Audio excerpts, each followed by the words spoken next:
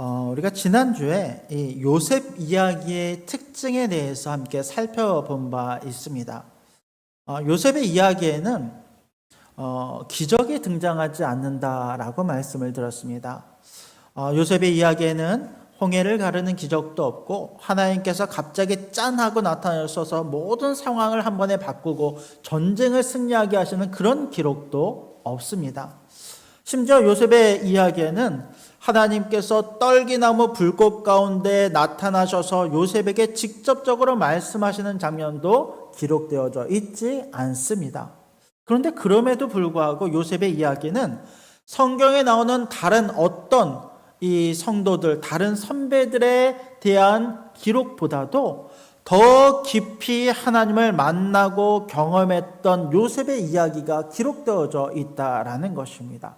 무슨 말이냐면 극적으로 모든 것들을 하나님께서 직접적으로 말씀하시고 행하시는 것이 아니라 요셉의 삶 가운데 그가 깨닫든지 깨닫지 못하든지 그의 삶에 동행하시며 모든 것을 가장 선하게 인도하시는 하나님의 섭리를 말씀 속에서 우리가 발견하게 된다라는 것입니다. 특별히 오늘 말씀도 그렇습니다. 그렇다면 과연 요셉의 삶에 역사하셨던 하나님은 과연 어떤 모습으로 역사하셨는가? 오늘 말씀에 보면 이제 그와 같은 내용들이 나와 있어요. 우리가 겉으로 보기에는 오늘 말씀은 요셉의 인생에 있어서 가장 최악의 상황을 겪게 되는 말씀이기도 합니다.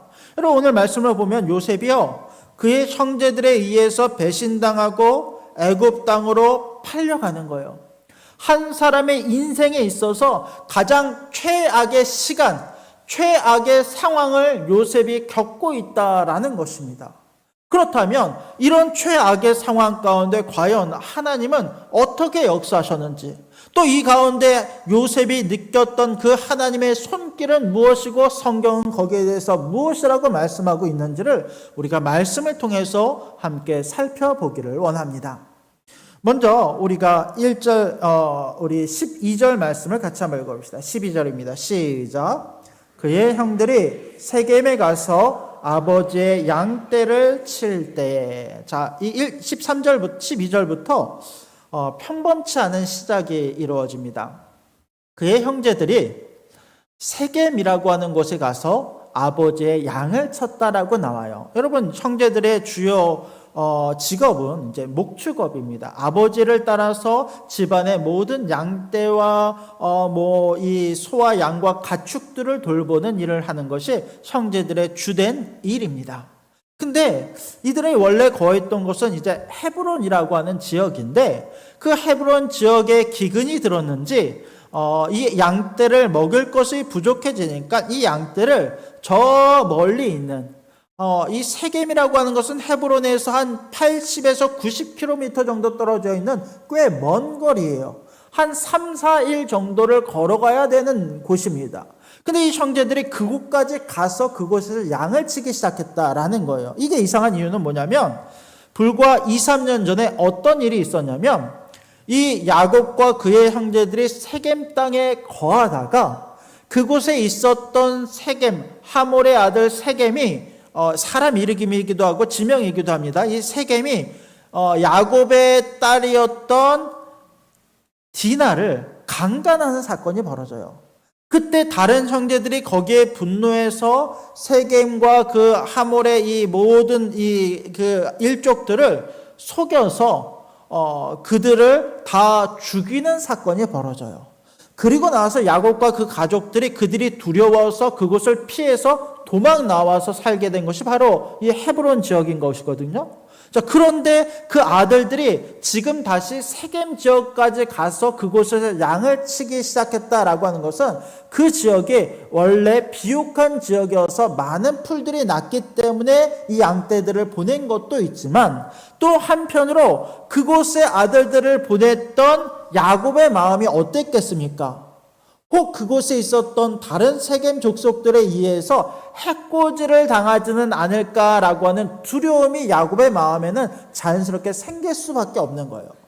그래서 어떻게 하냐면 이곳에 남아 있었던 자신이 사랑했던 아들, 더 많이 사랑했던 아들 요셉을 불러다가 요셉에게 이렇게 이릅니다. 우리 13절 말씀을 같이 한번 읽어봅시다. 시작. 이스라엘이 요셉에게 이르되 내 형들이 세겜에서 양을 치지 아니하느냐 너는 그들에게로 보내리라. 요셉이 아버지에게 대답하되 내가 그리하겠나이다. 근데 요셉은요 참 착했죠. 순종을 잘하는 아들이었어요. 요셉은 아버지가 말을 했을 때 저 먼 거리, 특별히 혼자 그곳에 갔다가 어떤 일을 당할지 모르는 그 먼 거리를 혼자 가겠다라고 아버지의 말씀에 순종해 가는 거예요.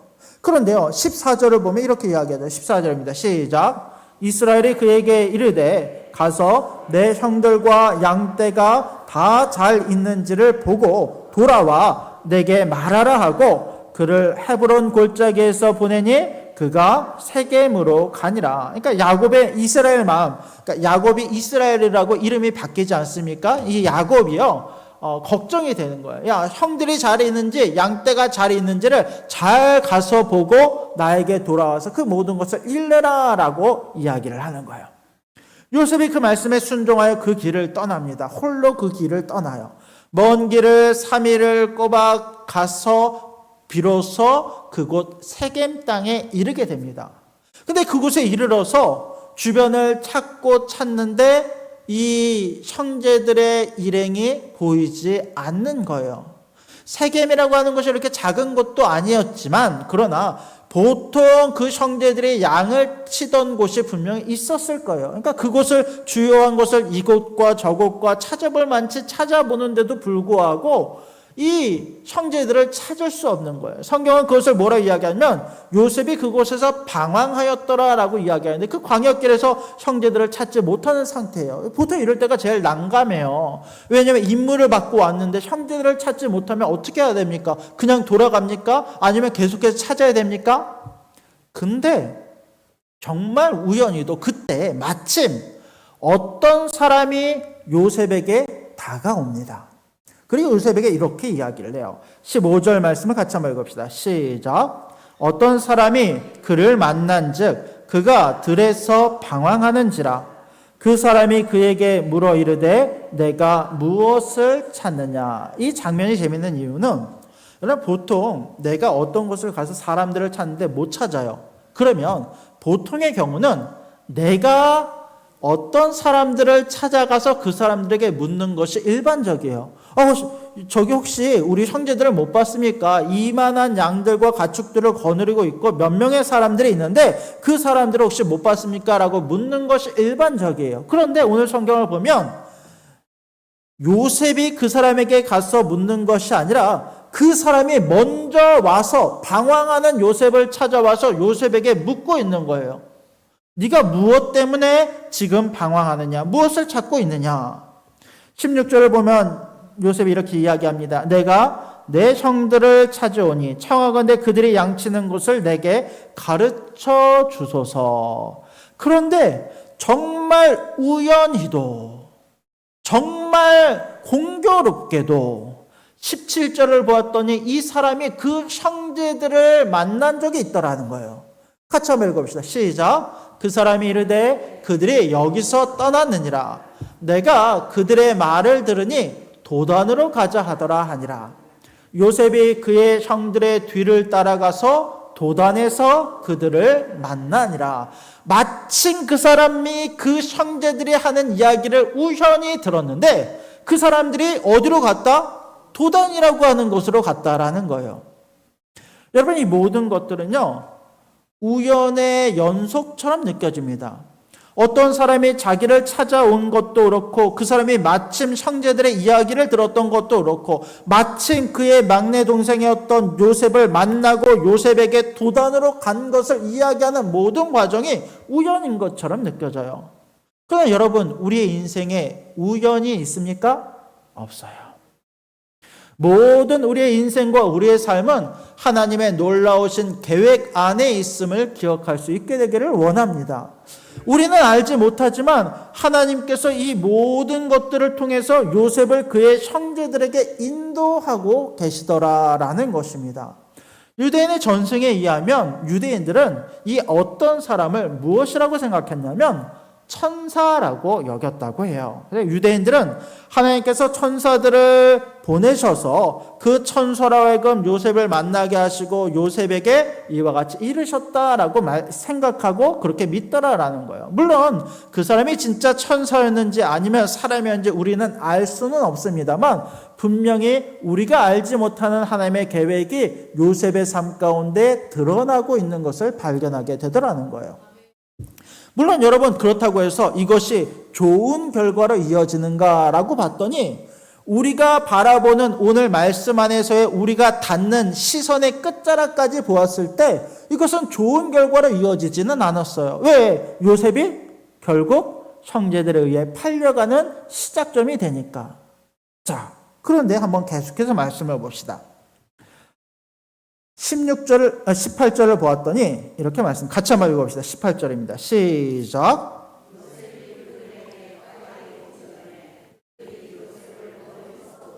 죽이기를 꾀하여. 자, 요셉이 마침 도단으로 갔을 때 도단에는 그의 형제들이 있었어요. 그 형제들이 멀리서 요셉이 오는 것을 발견합니다. 어떻게 멀리서부터 요셉인 줄 알 수 있었을까요? 우리 성도님들은 똑똑하세요. 요셉은 채색 옷을 입었어요. 색색이 들어간 화려하고 아름다운 옷을 입었기 때문에 멀리서도 요셉의 모습이 보이는 거예요. 그런데 그 요셉을 보았을 때 그 형제들의 마음에는 어떤 마음이 드냐면 그를 죽이기를 꾀했다라고 말해요. 평소에 그 안에 요셉에 대한 불만과 이 마음이 쌓여 있는 상태에서 더군다나 지금 이곳 광야길에서 아무도 없는 곳에서 요셉을 만났을 때 이들의 마음에는 잔혹하게도 그의 형제였던 요셉을 미워하여 죽이고자 하는 마음이 그 가운데 있었다라는 거예요. 그가 올 때 19절을 보면 그들은 서로를 보면서 이렇게 이야기합니다. 서로 이르되 꿈꾸는 자가 오는도다. 꿈꾸는 자가 오는도다. 이것은 그들에게 있어서 조롱의 말입니다. 멸시의 말입니다. 요셉이 평소에 꿈을 꾸고 그것을 그의 형제들에게 이야기했을 때 그 형제들은 그 말에 대한 분노의 마음을 갖고 있었는데 그것을 기억하겠다가 자기들끼리 이야기하기를 봐 저기 꿈꾸는 자가 오네 라고 조롱하듯이 이야기하는 거예요. 그러나 역설적이게도 그들은 조롱하면서 이 이야기를 했지만 실제로 하나님은 이 그 형제들의 악한 말들을 통해서도 무엇을 이야기하냐면 요셉은 여전히 꿈꾸는 자였으며 하나님 나라를 소망하는 자였음을 역설적으로 우리 가운데 보여주고 있다라는 것입니다. 여러분 사람들이요 가끔 우리가 열심히 신앙생활을 할 때 우리를 보고 조롱하듯이 이야기할 수 있어요. 너는 오늘도 교회 가니? 너 뭐 그거 그렇게 해서 얼마나 행복해지려고 해? 얼마나 잘 살려고 그렇게 신앙생활을 해? 하나님이 너에게 복 주시니? 놀리고 조롱하듯이 우리 가운데 이야기한다라고 할지라도 그것이 오히려 우리에게는 은혜의 말처럼 들릴 수 있는 것은 실제로 하나님께서 우리의 모든 신앙생활과 하나님 앞에 순종하는 삶으로 말미암아 우리 가운데 다른 사람들이 누리지 못하는 하나님의 크신 은혜와 하나님의 놀라운 계획을 우리 가운데 보여주시는 줄로 우리는 믿는 사람들이기 때문입니다. 여러분 그 은혜가 우리 가운데 있음을 믿으시기 바랍니다.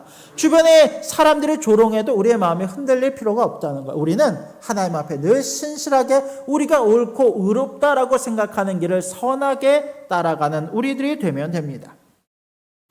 그런데 이 형제들은 이렇게 이야기합니다. 20절을 보았더니 자 그를 죽여 한 구덩이에 던지고 우리가 말하기를 악한 짐승이 그를 잡아먹었다 하자. 그의 꿈이 어떻게 되는지를 우리가 볼 것이니라 하는지라. 이게 무슨 말입니까? 그 요셉을 죽일 뿐만 아니라 그의 꿈이 어떻게 되는지를 우리가 볼 것이라. 이건 뭐냐면 너의 꿈이 이루어지지 아니함을 우리가 너를 죽여서 그것을 증명하겠다. 내가 그것을 완전히 원천 차단함으로 말미암아 그것이 이루어지지 않음을 내가 분명히 그 가운데 보이겠다라고 선언하고 있는 거예요.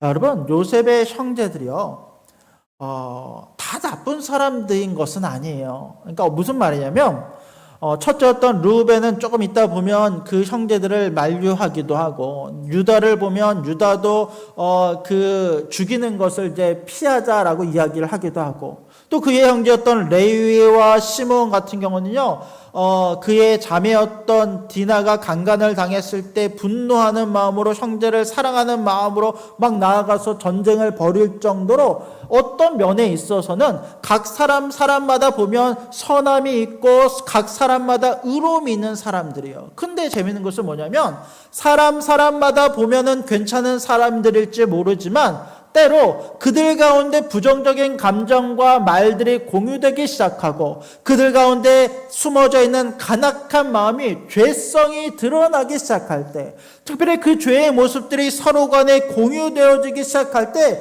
그것은 무서울이 많지 파괴하는 악한 방식으로 우리 가운데 드러나게 되더라라는 거예요. 이를테면 공동체 안에서도 그렇습니다. 여러분, 한 사람 한 사람 우리가요, 성도님들을 보면요, 다 얼마나 은혜롭고 얼마나 감사하고 하나님께 사랑을 받는 존재인지 몰라요. 그러나 그 가운데서 때로는 어떤 사람들이요, 다른 사람에 대해서 헌담을 하기 시작해요. 근데 그것이 은연중에 사람의 마음이 맞기 시작하고 2명, 3명 모여서 사람들이 말을 맞추면서 악한 이야기를 할 때 어떤 마음이 드냐면, 나만 이렇게 생각하는 게 아니구나. 우리가 함께 생각하는구나. 우리가 생각하는 게 맞을 수 있겠다. 저 사람은 진짜 나쁜 사람이고 저 사람은 못난 사람이고, 이와 같은 부정적인 감정들과 마음이 공유가 되면은요, 여러분, 한 공동체가 갑자기 정말로 그와 같은 악한 방식으로 드러나고 행하게 되는 것을 보게 되더라는 거예요. 학교에서 아이들이요, 학폭을 합니다. 왕따를 행합니다. 어떤 사람들은 적극적으로 동조하는 사람들도 있을 것이고, 어떤 사람들은요, 적극적이지는 않지만 소극적으로 방관하는 사람들이 있을지 몰라요. 그러나 어떤 한 의로운 자가 일어나서 그를 감싸고 왕따당하는 사람들을 품어주는 그런 일이 발생하지 않는 이상은 모든 사람들이 은연중에 거기에 동조해서 한 사람을 따돌리는 악한 방식으로 드러날 수 있다라는 거예요. 우리는 어떤 모습으로 살아가는지를 하나님 앞에 늘 나는 하나님 앞에 의롭고 선한 하나님의 마음을 따르는 자인가를 점검할 필요가 있다라는 것입니다. 이 형제들이요, 요셉을 죽이기로 합니다. 자, 그런데 르우벤이 이렇게 이야기를 해요. 르우벤이 듣고 요셉을 그들의 손에서 구원하여 하라 이르되, 우리가 그의 생명은 해치지 말라. 첫째였던 르우벤이 그래도 장남으로서 이 마음을 가져요. 우리가 그래도 요셉을 죽이지는 말자. 22절 보았던 이렇게 이야기합니다. 같이 한번 읽어봅시다. 시작. 르우벤이 또 그들에게 이르되 피를 흘리지 말라. 그를 광야 그 구덩이에 던지고 손을 그에게 대지 말라 하니, 이는 그가 요셉을 그들의 손에서 구출하여 그의 아버지에게로 돌려보내려 함이었더라. 그러니까 이 르우벤의 계획은 그거예요. 우선 요셉을 구덩이에 던져놓고 시간이 흐른 다음에 자신이 다른 형제들이 없을 때 요셉을 구출해서 아버지께로 돌려보내겠다라고 하고 그런 계획과 생각을 갖고 있었다는 거예요. 물론 오늘 나오는 이 르우벤과 또 이따가 나오는 유다가 선한 마음으로 이 모든 일들을 행했는지에 대해서는 뭐 여러 가지 관점으로 우리가 살펴볼 수는 있겠습니다만, 어쨌건 지금 르우벤은요, 요셉을 어떤 방식으로든지 살리고 싶어하는 마음으로 이와 같은 이야기를 하는 것을 볼 수 있어요. 자, 그래서 사람들이요, 이 르우벤의 이야기를 듣고 어떻게 하냐면 23절 보았더니, 요셉이 형들에게 이르매 그의 형들이 요셉의 옷 곧 그가 입은 채색 옷을 벗기고. 자, 24절 말씀 같이 한번 해봅시다. 시작. 그를 잡아 구덩이에 던지니 그 구덩이는 빈 것이라 그 속에 물이 없었더라. 요셉을 잡아다가 그 구덩이 안에 던져버려요. 근데 정말 우연히도 그 구덩이는 비어있는 구덩이였어요. 그 속에 물이 없었더라라고 이야기를 합니다. 정말 우연이죠. 여러분, 왜 이런 구덩이가 있었을까요? 그 당시에 사람들은 이 구덩이를 종종 깊은 구덩이를 파요. 이 구덩이는 뭐냐면 우기 때에 물을 저장하는 용도예요. 이 구덩이는 보통 짧게는 2m에서 길게는 8m까지도 깊이 구덩이를 판다고 해요. 이 구덩이를 파고 난 다음에는 그 벽을 석회나 진흙 같은 걸로 발라서 굳어지게 한 다음에 우기가 되면 자연스럽게 거기에 물이 차게 해서 필요할 때 그 물을 길러서 사람들의 목을 축이거나 이 양떼를 먹이거나 하는 용도로 그 구덩이를 사용하는 거예요. 그런데 마침 이 요셉을 그 구덩이에 던져 넣었을 때 그 구덩이에 물이 없었더라라고 이야기하는 것은 이것이 우연처럼 보이지만 거기에는 누구의 섭리가 있었다는 거예요? 하나님의 섭리가 있었다는 거예요. 우리가 볼 때 그래요. 그게 뭐 하나님의 섭리야? 근데요, 실제로 그와 같은 하나님의 섭리를 경험해 본 사람들은요, 그 하나님의 섭리가 우리 가운데 어떤 방식으로 작용하는지, 또 내 영이 깨어 있으면요, 이것이 하나님이 내 삶 가운데 지금 행하시는 일인 줄을 우리는 놀랍게 깨닫게 된다는 거예요. 제가 주중에 이제 간식거리를 좀 샀어요. 아이스크림을 이제 좋아하다 보니까 아이스크림을 많이 사면은 인터넷에서 하면 굉장히 싸거든요. 한 20개 드리를 사다가 제 냉동실에 탁 넣어놨어요. 어떤 마음도 있었냐면 우리 주일학교 아이들이 이제 목사님은 좀 친하면 좋잖아요. 그래서 언제든지 제 방문을 들어오면 아이들한테 줘야지라고 생각하고 이제 아이스크림을 거기다 이제 저장을 해놓은 거예요. 물론 이제 저도 먹고 이렇게 저장을 해놨습니다. 근데 주중에 금요일날 이제 아이스크림이 딱 도착을 했거든요. 어제 저녁에 제 둘째 딸이 세아가 저녁에 친구들을 한 10명을 데리고 교회 2층을 방문을 한 거예요. 이제 친구들이랑 이제 축제 때 같이 그 축제 참여한다고 춤추고 했던 그 친구들인데 떡볶이 집에 가서 떡볶이를 사 먹으려고 갔는데 자리가 없어갖고 마침 우연히 자리가 없어갖고 그것을 사다가 갖고서는 2층에 와서 아이들과 같이 막 어제 저녁에 막 신나게 불 켰다 껐다 막 뛰어놀고 막 이야기하고 이걸 깔아서 먹고 막 마시고 이렇게 놀았어요. 근데 그 마침이라고 하는 것이 저한테는 어떻게 들렸냐면 하나님께서 이 아이스크림을 아끼지 말라고 하시는구나 라는 생각이 드는 거예요. 이게 정말요, 여러분, 그냥 모든 우리의 삶이 그래요. 우리가 그냥 모든 것들이 당연하고 자연스럽게 일어나는 일이라고 생각하면 모든 것이 의미가 없고 그냥 그렇게 일어나는 일이에요. 그런데 내가 지금 하나님과 동행하면서 하나님의 음성에 귀를 기울일 준비가 되어 있다고 한다면 지금 임재하시는 하나님께서 나에게 주시는 그 음성이 들리기 시작하고 그 마음이 경험되어지기 시작하는 거예요. 처음에 조금 아까운 마음도 들더라고요. 이 좋은 아이스크림을 10개나 한 번에 절반이나 하루가 지나지 않았는데 근데 감사한 마음으로 세아야 빨리 올라와봐 아이스크림 갖고 와서 아이들 나눠주자라고 했을 때 그것을 아이들에게 나눠주고 아이들이 맛있게 먹고 또 교회에 대해서 좋은 인상도 받고 하는 그것이 또 하나님이 주신 은혜의 마음이 아니었나라는 생각을 해봅니다. 이와 같이 우연히 일어나는 모든 상황들과 우연히 일어나는 모든 삶을 우리는 하나님의 눈으로 보고 바라보고 거기서 하나님의 마음을 찾을 수 있는 우리가 되기를 원합니다.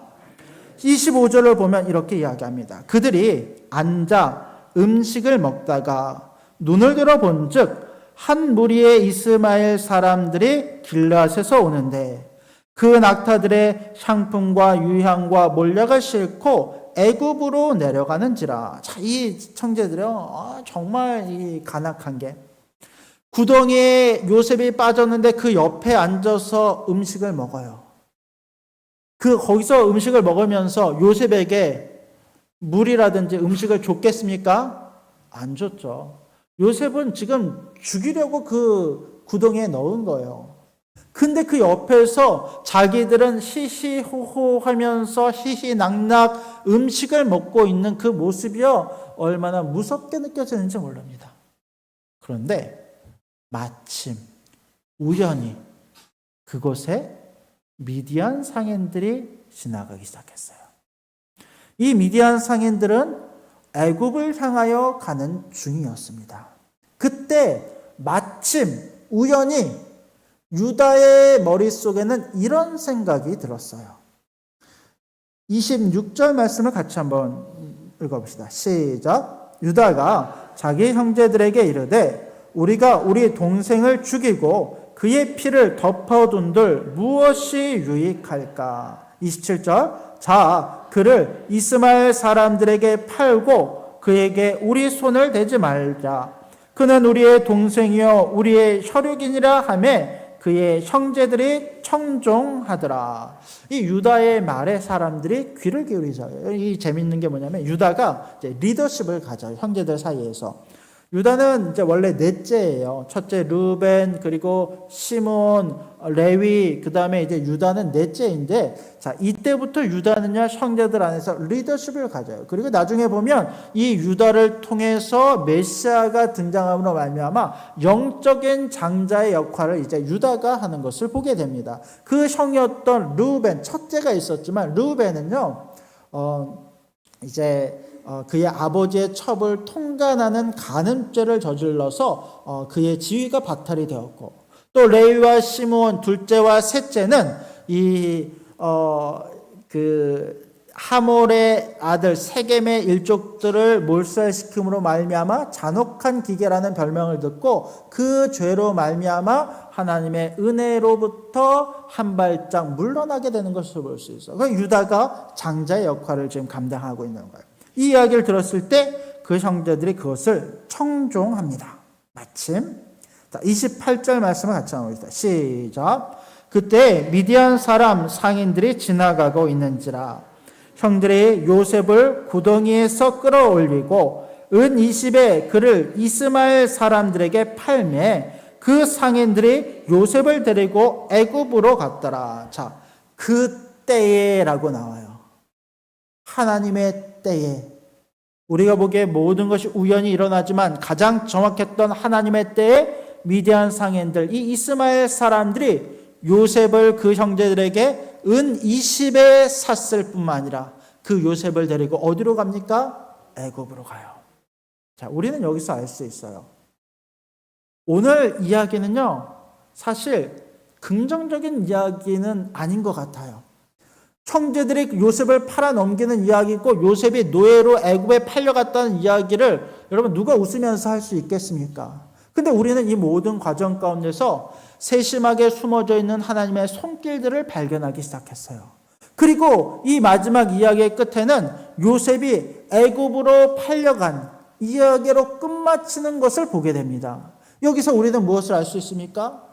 요셉의 이야기를 통해서 지금 잠깐 겪는 이 어려움이 아니라 결국 이 모든 과정을 통해서 애굽 땅에서 요셉 한 사람뿐만 아니라 그를 통해서 그의 모든 민족들을 살리고 또 그 가운데 하나님께서 요셉에게 꿈꾸게 하셨던 그 꿈이 어떻게 이루어지는지를 우리는 볼 수 있게 되더라라는 것입니다.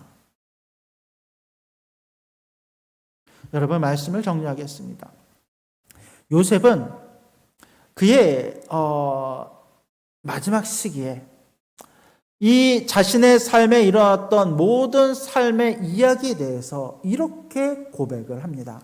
우리 45장 우리 5절 말씀 우리 같이 한번 읽어볼까요? 자, 요셉의 고백입니다.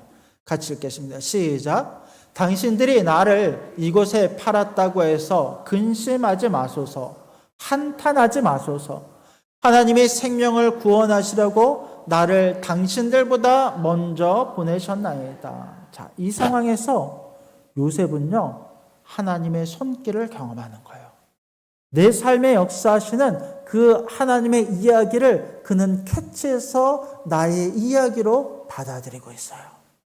또 말씀을 볼까요? 50장 20절 말씀, 우리 마지막 말씀입니다. 같이 한번 읽어봅시다. 시작.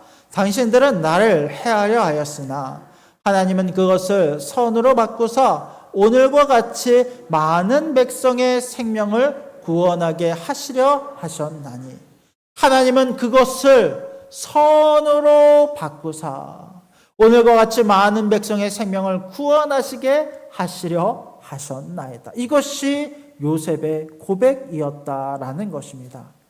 여러분, 요셉의 이야기는 우리도 지난주에 잠깐 말씀드렸지만 그가 총리가 되는 것, 개인적인 야망과 성공을 이루는 것이 요셉 이야기의 결론이 아닙니다. 요셉의 이야기는 철저하게 하나님께서 그의 삶에 어떻게 역사하셨는지를 우리 가운데 보여주는 것이 진짜 요셉의 이야기입니다. 오늘 요셉의 이야기는 요셉의 어떠함, 그의 착함, 이런 이야기가 아니잖아요. 또 그의 형제들의 어떠함, 그들의 형제들 얼마나 악했다라고 하는 것이 주제 이야기가 아니에요. 오늘 성경은요, 철저하게 하나님의 어떠하심, 하나님의 계획과 우리의 삶에 일하고 계시는 그 하나님의 놀라운 역사를 우리 가운데 보여주고 있다라는 것입니다. 그리고 이 이야기는 요셉 개인의 이야기가 아니라 오늘 우리의 이야기이기도 합니다. 요셉과 함께 하셨던 그 하나님께서 여러분 지금 우리와 함께하고 계심을 믿으시기 바랍니다. 그분은 지금 우리와 함께 호흡하고 계실 뿐만 아니라 지금 우리에게 끊임없이 우리가 알지 못하는 방식으로 우리 가운데 역사하고 계신다라는 거예요. 잠시 잠깐 어려운 일 만날 수 있어요. 사람들에게 상처받고 그 가운데 그 상처 입은 마음으로 말미암아 힘들고 어려운 상황들이 우리 가운데 닥칠 수도 있어요. 그러나 그 모든 악한 상황과 악한 모습 속에서도 우리를 통해 일하시고 우리 가운데 베푸시는 하나님의 선하심을 발견할 수 있는 우리가 되기를 원합니다. 지금 그 일이 우리 가운데 일어나고 있습니다.